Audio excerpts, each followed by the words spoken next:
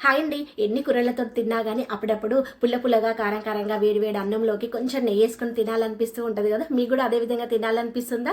మరి ఇంకెందుకు ఆలస్యం, పచ్చడైతే రెడీ చేస్తున్నాను. మీరందరూ మా ఇంటికొచ్చేసేయండి.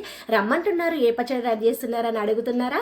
మీకు చెప్పకుండా ఉంటానా చెప్పండండి. బీరకాయ పొట్టు పచ్చడండి. చాలా బావుంటది. ముందుగైతే స్టవ్ మీద పాన్ పెట్టుకొని, ఆయిల్ ఏసుకొని, స్పూన్ అన్ని ధనియాలు, 2 స్పూన్ల పల్లీలేసుకొని ఫ్రై చేసుకున్న తర్వాత ఒక ప్లేట్‌లోకి తీసుకుందాము. అదే ఆయిల్‌లో పచ్చిమిరపకాయలు ఫ్రై చేసుకుందామండి. ఈ పచ్చడి నేను పచ్చిమిరపకాయలతోటి రెడీ చేస్తున్నాను.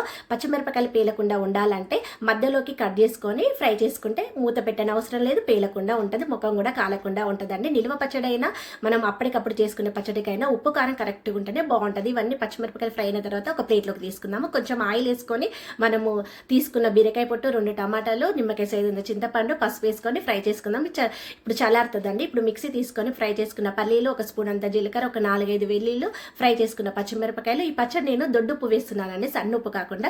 పులుసులోకి కానీ, తర్వాత సాంబార్లో కానీ, ఇలా పచ్చడిలోకి కానీ దొడ్డుప్పు వాడండి, చాలా బాగుంటుంది. ఫ్రై చేసుకున్న పొట్టు వేసుకొని మిక్సీలో పచ్చడిలాగా రెడీ చేసుకుందామండి. ఓపిక ఉంటే మంచిగా రోట్లో నూరుకుంటే చాలా బాగుంటుందండి. మా అమ్మ అయితే, మా నానమ్మలు అయితే బాగా చేస్తుండే రోట్లో అయితే. ఇప్పుడైతే అంత ఓపికలు ఉంటలేవు లేండి.